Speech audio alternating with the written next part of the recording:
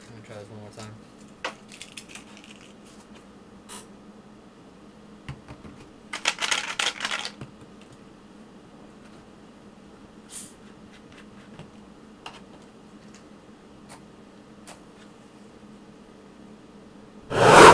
Whoa, snaps!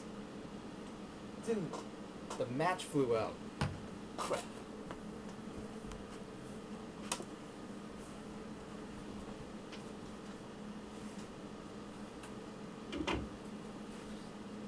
Dude, that was pretty crazy.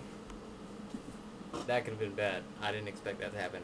The reaction was so strong that it blew the match back out of the bottle and landed on my carpet, but good thing it went out. So, if you plan to do that, now you know this can happen. I should have been wearing goggles too.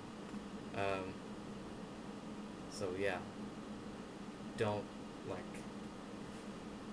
don't look at me as an example. You know, always wear your goggles, because if this hit me in the eye, I would have been done. But anyways, hope you enjoyed that.